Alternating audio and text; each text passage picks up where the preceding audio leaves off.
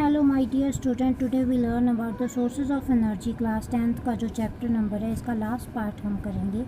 इसमें हमने किया था जो हमारे सोर्सेज हैं, गुड सोर्सेज कौन से होते हैं, सोलर एनर्जी के बारे में किया था इससे लास्ट वाली वीडियो में। आज हम करेंगे इसके नेक्स्ट जो हमारे टॉपिक्स हैं सी एनर्जी के बारे में, उसके बाद जियोथर्मल एनर्जी और न्यूक्लियर एनर्जी और एनवायरमेंटल कॉन्सिक्वेंसेस क्या क्या है हमारे, इसके बारे में आज हम पढ़ेंगे। फर्स्ट हमारा जो टॉपिक है वो है सी एनर्जी। सी एनर्जी आपको नाम से ही क्लियर हो रहा होगा। सी एनर्जी कौन सी एनर्जी होती है? जो एनर्जी हम ऑब्टेन करते हैं सी से और सी वाटर से, तो उस एनर्जी को हम कौन सी एनर्जी कहते हैं? सी एनर्जी। इसकी जो अलग अलग टाइप्स होती हैं, फर्स्ट टाइप है हमारी टाइडल एनर्जी। टाइडल एनर्जी कौन सी एनर्जी होती है? इसको जानने के लिए सबसे पहले हमें पता होना चाहिए टाइड्स क्या होती हैं। टाइड्स क्या होती हैं? ग्रेविटेशनल पुल जो हमारा है मून का, वो स्पिनिंग अर्थ के अराउंड जब मून घूम रहा है तो उसकी वजह से ग्रेविटेशनल पुल होता है, जिसकी वजह से जो सी लेवल है हमारा राइज एंड फॉल करता है। तो उसमें जो वेव्स उठती हैं that was called the tides. If you live near, अगर आप सी के नियर गए हो कभी, है ना, तो आपने देखा होगा कि उसमें लहरें उठती हैं। तो हाई एंड लो टाइड्स जो होती हैं उनकी वजह से डे के टाइम पे और नाइट के टाइम पे जो चेंजेस आते हैं उनकी एनर्जी का यूज़ करके हम क्या कर रहे हैं, हम उस एनर्जी को इलेक्ट्रिसिटी में जब कन्वर्ट करते हैं that was called the tidal energy. ठीक है, जैसे कि पिक्चर में दिखाया गया है, साथ में जो मैंने आपको फ़ोटो दिखाई है उसमें दिखाया गया है कि टाइडल एनर्जी वर्क कैसे करती है। टाइडल एनर्जी का यूज़ करके हम क्या करते हैं, कंस्ट्रक्शन ऑफ डैम्स करते हैं across a narrow opening of the sea. जहाँ पे नैरो ओपनिंग होती है सी की, वहाँ पे हमने क्या करना है, एक डैम बना लेना है और वहाँ से जो हमारी हाई टाइड्स हैं और लो टाइड्स हैं उनकी हेल्प से हम टरबाइन को घुमाते हैं। ठीक है, at the opening of dams. तो वहाँ से जो इलेक्ट्रिसिटी पैदा होती है that was called the tidal energy. As you all can guess, आपको पता है कि ऐसी लोकेशंस बहुत ज़्यादा कम होती है जहाँ पे हमारा जो सी लेवल है वो ऐसे नैरो ओपनिंग वाला होगा। तो इसी की वजह से ये वाली जो हमारी है ऐसे डैम्स बनाना बहुत ही लिमिटेड मात्रा में होता है। नेक्स्ट हमारा आ गया वेव एनर्जी। वेव एनर्जी क्या होती है? कनेटिक एनर्जी का यूज़ करके ह्यूज वेव का, तो सी लेवल के जो सी शोर है हमारा, वहाँ पे हम क्या कर देते हैं, एनर्जी को जनरेटर की मदद से, टरबाइन की मदद से हम घुमा के अपनी इलेक्ट्रिसिटी का प्रोडक्शन करते हैं। The waves are generated by strong wind. Waves कैसे बनती हैं? स्ट्रॉन्ग विंड जब ब्लो करती है across the sea level, the wave energy would be able to proposition only where waves are very strong. ये कहाँ पे बनती है? जहाँ बहुत ज़्यादा स्ट्रॉन्ग वेव्स होती हैं, वहीं पे हम इसका यूज़ कर सकते हैं। वहीं पे हम इन वेव्स की मदद से हम एनर्जी का प्रोडक्शन कर सकते हैं। और इसकी प्रोडक्शन है जो रोटेशन ऑफ टरबाइन की मदद से ही होती है, सेम वैसे ही जैसे हमारी टाइडल एनर्जी काम करती है। ठीक है, तो वाइड वैरायटी ऑफ डिवाइसेस इसके लिए हम डेवलप कर सकते हैं to trap the wave energy for rotation of turbine and production of electricity. Next हमारा आ गया ocean thermal energy. Ocean thermal energy से आपको पता ही चल जाएगा थर्मल एनर्जी क्या होती है, जो हमारी हीट की वजह से प्रोडक्शन होती है। आपको पता है कि वाटर का सरफेस जो ऊपर वाला होता है वो सन की रेज़ की वजह से क्या हो जाता है, गर्म हो जाता है, और सन की वजह से जो डीपर सरफेस में तो वो जा नहीं सकता, इसीलिए वो क्या होगा, रिलेटिवली कोल्ड होगा जो डीपर सरफेस होगा हमारा।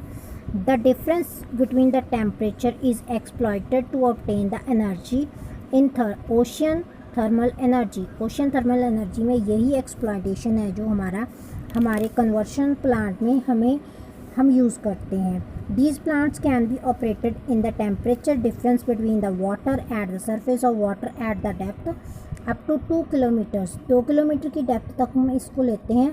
ठीक है, इसमें 20 केल्विन या फिर 20 डिग्री सेल्सियस और मोर होना चाहिए जो वाटर में हमारे टेम्परेचर का डिफरेंस है। जो हमारी थर्मल एनर्जी होती है वहाँ से प्रोड्यूस हुई हीट होती है, उसको वार्म सरफेस वाला जो वाटर है उसका हम यूज़ करते हैं वोलाटाइल लिक्विड लाइक अमोनिया को गर्म करने के लिए। ठीक है, तो उसके वेपर्स बन जाते हैं उस लिक्विड के, और उसको टरबाइन को जनरेट करने के लिए हम घुमाने के लिए यूज़ करते हैं। देन क्या होता है, कोल्ड वाटर उसी जो डेप्थ में होता है तो वो क्या कर देता है, वेपर्स को कंडेंस करके ठंडा करके अगेन लिक्विड में कन्वर्ट कर देता है। The potential energy from sea, tidal energy, wave energy और ocean thermal energy is quite large, ये बहुत ज़्यादा लार्ज मात्रा में होती है। But efficient commercial exploitation is difficult, इसका हम यूज़ लेकिन करना चाहते हैं, लेकिन इसका यूज़ करना बहुत ही डिफ़िकल्ट है कमर्शियल लेवल पे। नेक्स्ट हमारा आ जाता है जियोथर्मल एनर्जी। जियोथर्मल एनर्जी मतलब जियो का मतलब होता है धरती से रिलेटेड, जो थर्मल एनर्जी है हीट वाली एनर्जी है, ठीक है। तो इसमें क्या होता है, जियोथर्मल चेंज हमारी जो मोल्टन रॉक्स हैं धरती के डीप साइड पे, वो हॉटर रीजन में होती हैं, अर्थ क्रस्ट के पास, है ना। तो वो क्या करती हैं, पुश करती हैं अपवर्ड साइड को और trapped in a certain reason called the hot spot, वो क्या करती हैं हॉट स्पॉट के ऊपर आके अपने आप को पुश करती हैं, ऊपर को धकेलती हैं, अर्थ के क्रस्ट से ऊपर आने की कोशिश करती हैं।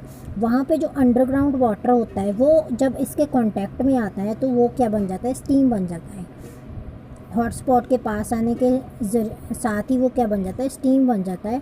और sometime hot water forms reason find outlets, कई बार क्या होता है उसको आउटलेट मिल जाती है, बाहर निकलने की जगह मिल जाती है सरफेस के पास, तो वहाँ पे वो आउटलेट्स क्या करती हैं, स्प्रिंग की फॉर्म में, हॉट स्प्रिंग की फॉर्म में बाहर निकलना शुरू कर देती हैं।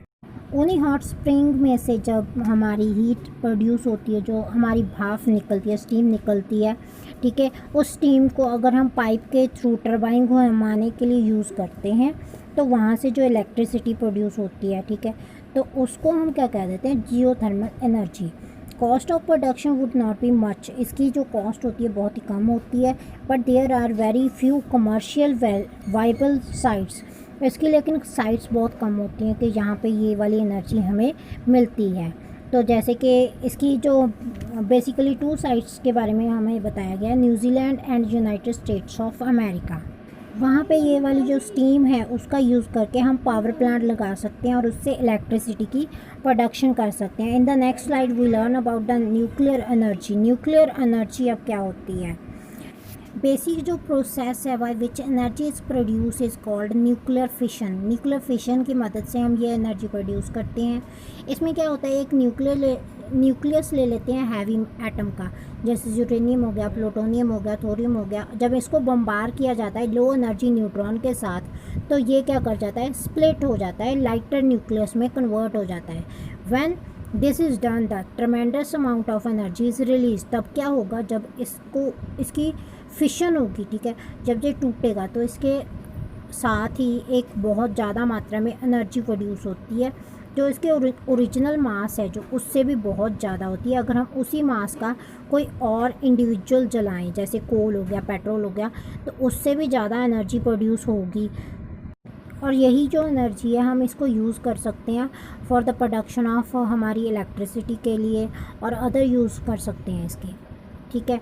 न्यूक्लियर फिशन अब होती कैसे है, इसका बेसिक जो फंडा है वो क्या है, इसमें क्या होता है, इसका जो बेसिक फंडा है उसमें क्या है, fission of an atom of uranium is example to produce 10 times of energy produced by a combustion of atom of carbon from coal. अगर कार्बन को जलाएं तो उससे भी 10 million times more energy produce करता है अगर हम यूरेनियम का एक एटम लें, ठीक है। इसमें क्या होता है, यूरेनियम जो होता है छोटे छोटे मॉलिक्यूल्स में आगे टूटता रहता है, ठीक है। वहाँ पे जो एनर्जी होती है पावर जनरेटर में हम कंट्रोल्ड मैनर से हम फिशन को कंट्रोल्ड चेन रिएक्शन के तरीके से चलाते हैं। इसके लिए फ़र्स्ट टाइम जो हमने न्यूट्रॉन एक देना पड़ता है, उसके बाद अगर हम कोई एनर्जी देते हैं, ठीक है, तो अपने आप ही फर्दर रिएक्शन होती जाती है, जो चेन रिएक्शन है वो स्टार्ट हो जाती है। उसके बाद हमें एक्स्ट्रा एनर्जी देने की ज़रूरत नहीं पड़ती, ठीक है।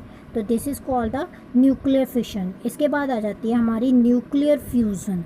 एक अगर हम इसको छोड़ दें, न्यूक्लियर फिशन को छोड़ के एक और चीज़ आ जाती है न्यूक्लियर फ्यूज़न। फ्यूज़न का मतलब ही क्या होता है कि छोटे छोटे मॉलिक्यूल मिलके बड़ा मॉलिक्यूल बना रहे हैं, ठीक है। तो करंटली जो हमारा प्रोसेस है, कमर्शियल न्यूक्लियर रिएक्शन जो हो रही हैं वे न्यूक्लियर फिशन की वजह से हो रही हैं। लेकिन अगर हम एक और पॉसिबिलिटी देखें एनर्जी जनरेटर की, तो उसमें हम न्यूक्लियर फ्यूज़न भी करा सकते हैं। फ्यूज़न का मीन है joining lighter nuclei to make a heavier nucleus, heavier nucleus बनाने का जो तरीका है लाइटर न्यूक्लियस को जोड़ के, तो उससे भी हम क्या कर सकते हैं, अपना जो है अपनी एनर्जी की प्रोडक्शन कर सकते हैं। इसमें हम क्या करते हैं, जो हमारे हाइड्रोजन है उसके जो आइसोटोप्स लिए जाते हैं उनका यूज़ करते हैं नेक्स्ट मॉलिक्यूल बनाने के लिए। हाइड्रोजन से क्या होगा, हीलियम की प्रोडक्शन होती है। अब सेफ्टी मेजर क्या होते हैं, इसके लिए हम क्या क्या सेफ्टी मेजर करते हैं, जो हमारे अगर हम यूरेनियम का कोई रिएक्टर बनाते हैं तो उसके लिए हमें क्या क्या करना पड़ता है वो देखते हैं। जैसे कि आपको पता है जो लेड होता है उसका कंटेनर का यूज़ किया जाता है रेडियो एक्टिव एलिमेंट्स को रखने के लिए, और उसके जो वर्कर होते हैं वहाँ पे काम करने वाले, उनके लिए स्पेशल सूट्स बनाए जाते हैं जो उनको काम करने वाले रेडियो एक्टिव जोन्स में काम आते हैं, ठीक है। और वहाँ पे बहुत सारी प्रॉब्लम्स भी क्रिएट होती हैं न्यूक्लियर रेडिएशन की वजह से। जैसे न्यूक्लियर वेस्ट है जो वहाँ पे, उसका डिस्पोजल बहुत ही मुश्किल से होता है, और रिस्क ऑफ एक्सीडेंटल लीकेज, वहाँ पे एक्सीडेंटल लीकेज होने की वजह से भी वहाँ पे ख़तरा रहता है। वेरी कॉस्टली टू इंस्टॉल, ये वाली जो न्यूक्लियर रिएक्टर है हमारा, वो उसको इंस्टॉल करना बहुत ही ज़्यादा कॉस्टली होता है, ठीक है। Limited availability of nuclear fuels, nuclear fuels जो होते हैं उनकी अवेलेबिलिटी जैसे यूरेनियम है बहुत ही मुश्किल से मिलता है, इसीलिए इसकी ये भी एक प्रॉब्लम आती है हमारे लिए कि अगर हमने न्यूक्लियर रिएक्टर लगाना है तो हमें क्या क्या मुश्किलें आएंगी, ये सारी उसकी मुश्किलें हैं। ये तो हो गई मुश्किलें। अब इसके बाद आ जाती हैं इसकी advantage of nuclear energy, production large amount of energy. जब हम इसका यूज़ करते हैं न्यूक्लियर रिएक्टर का, वहाँ पे जो एनर्जी की प्रोडक्शन है बहुत ही लार्ज अमाउंट में होती है। और इसकी जो सेकेंड एडवांटेज है वो ये है कि एक बार हमें एनर्जी प्रोवाइड करनी पड़ती है, उसके बाद वो रिएक्शन चेन रिएक्शन की वजह से अपने आप चलती रहती है, हमें दोबारा से कोई भी एक्स्ट्रा एनर्जी नहीं देनी पड़ती। तो ये है हमारे न्यूक्लियर एनर्जी की जो एडवांटेजेस हैं। उसके बाद आ जाता है एनवायरमेंटल कॉन्सिक्वेंसेस।